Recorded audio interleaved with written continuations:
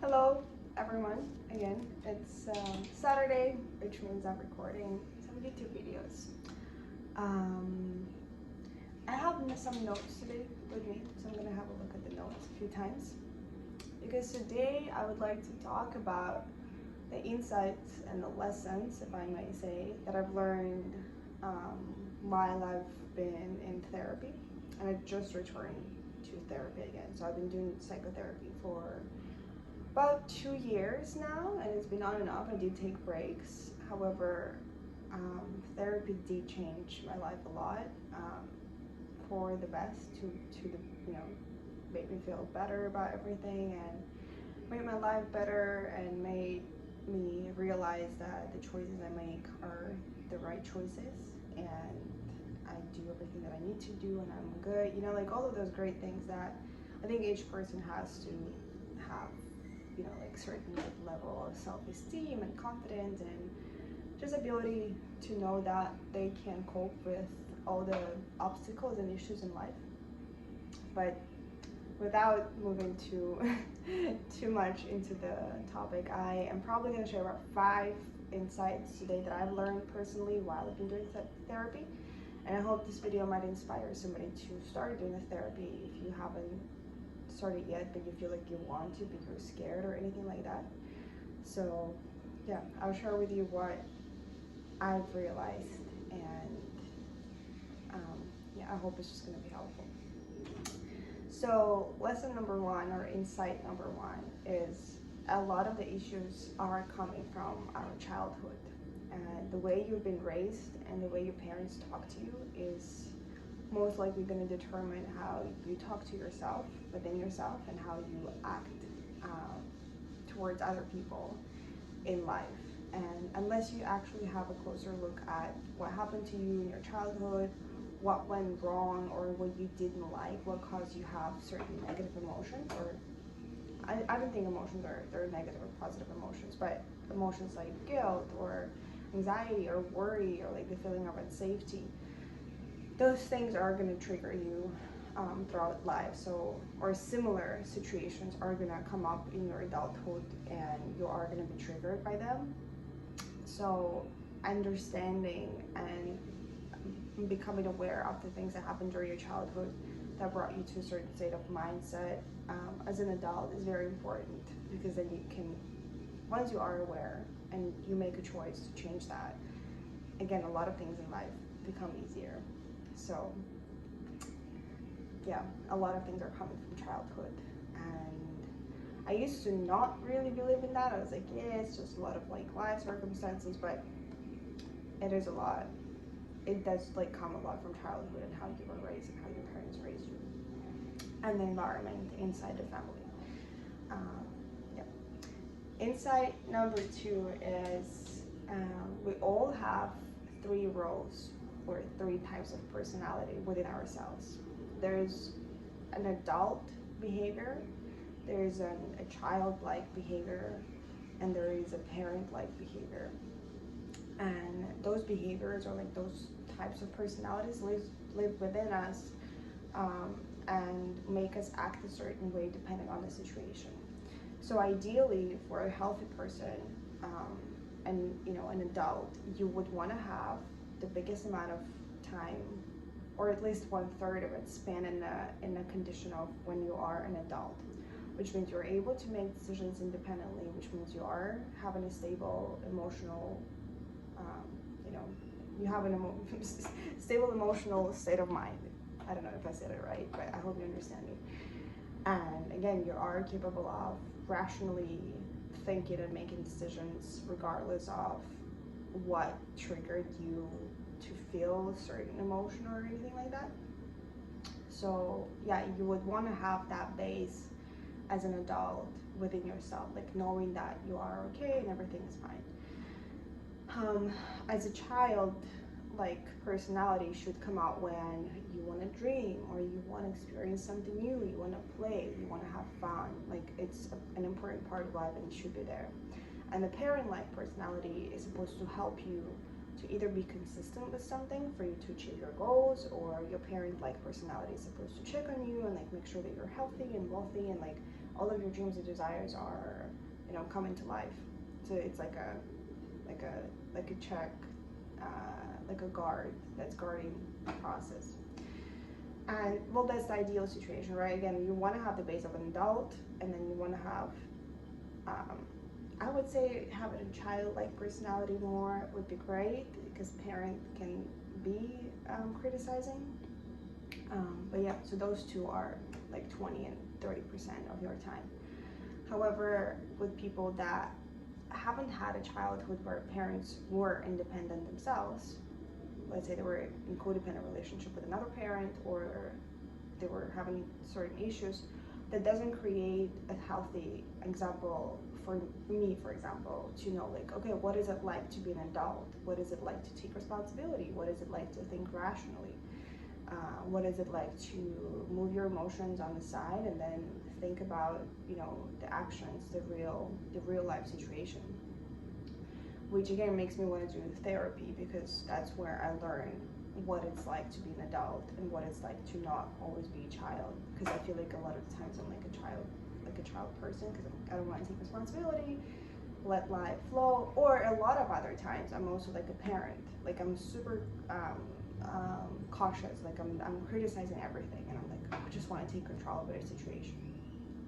Neither of those two are correct. Again, the correct way, not the correct, but I think the healthier and more efficient way to live this life is to understand that you are an adult and you can do things that bring you fun, but you also can, you know, motivate yourself to be consistent, and it's all well balanced. Like, it should be balanced. You shouldn't fall into a childlike personality when, again, something triggers you and it happens. But that's insight number 2. If you feel like you've, you know, recognized yourself in one of the personality types that I just described, and it's not an adult-like personality, I highly recommend you to just reflect on your behavior and see what actually made you act like a child or a parent in certain ways, and whether it was helpful or not. Insight number 3. Journaling helps a lot. So writing down your thoughts helps a lot, and that's something I realized when I was at university as well. One of my professors kept telling me that if you can't write down your thoughts, that means that they are not clear in your own head. That means that you're just creating a big cloud of gray, whatever thoughts, garbage that's inside of you. So unless you write down your thoughts and you look at them as an outsider, as an observer, as they call it when you do the meditation, like you always observe your thoughts. I find it easier to observe my thoughts when I write them down. And my current therapist gave me an exercise where, it's a diary basically. It's from a cognitive behavioral therapy exercises, where you write down what happened, what caused your anxiety, or maybe positive emotion. I usually write about anxiety. And then I write down my thoughts, then I write down what I felt, and I write down my actions, and I write down my physical state, right? So I describe all of those things. And what it helps me with, or the real value, is that you look at what you write and you analyze whether whatever you wrote makes sense. Because a lot of times I find that a lot of the thoughts that I have are not constructive. They are deconstructive.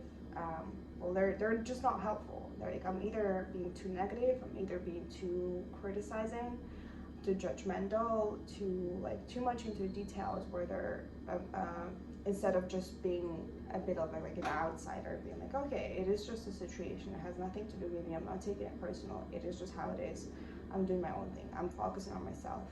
Again, I'm in a position of an adult and I just do what I want to do.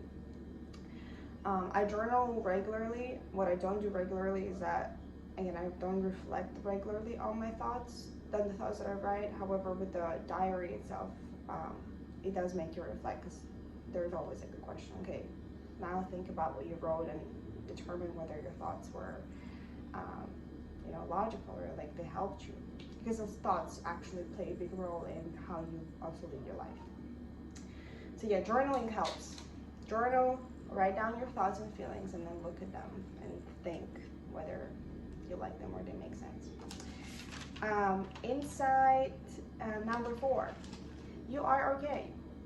Everything is okay. Everything is normal.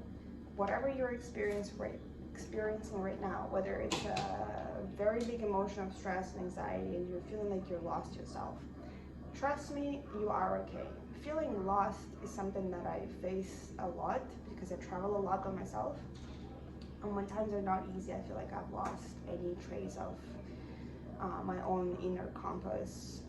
I'm completely lost and out.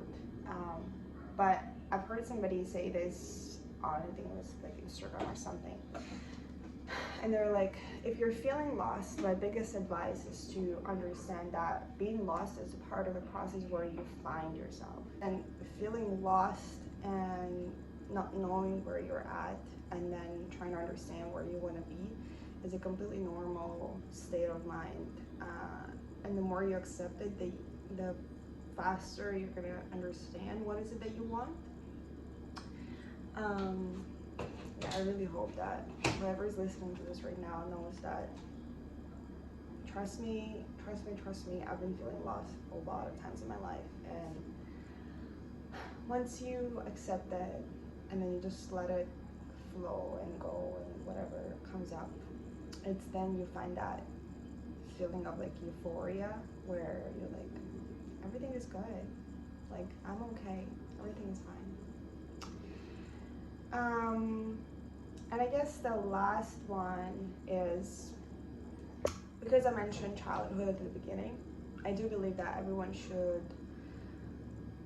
first of all, work through their parents and their parents' issues, whatever you want to call them. So that's insight number 5 or 4, is to work through your parents and again analyze how they raised you, how they behaved towards you, what actions they did and make. And the more you analyze that, the more you understand about yourself and the more you can change whatever you want to change.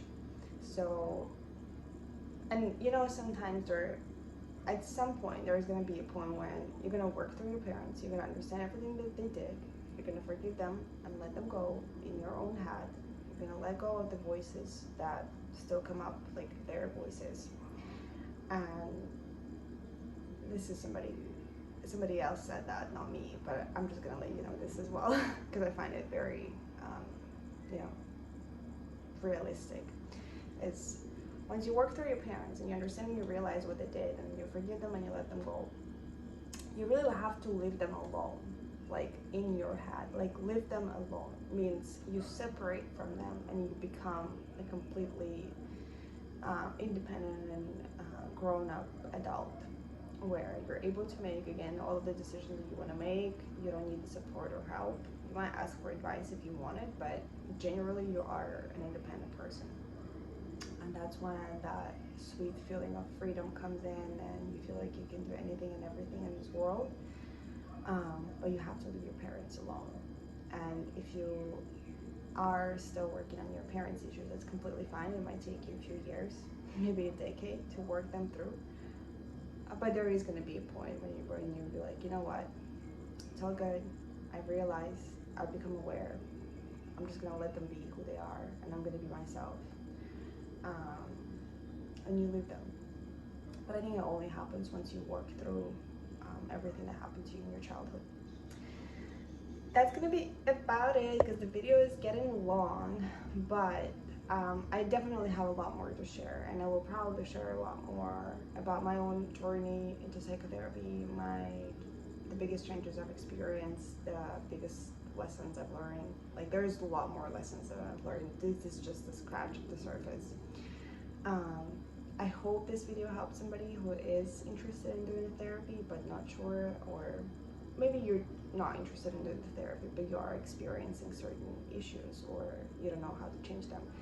I really hope that this video helped you to feel that everything is okay again, and it's just a part of the process. It's just a process of adulting. I wish you a beautiful weekend, and I love you, and I will see you next week.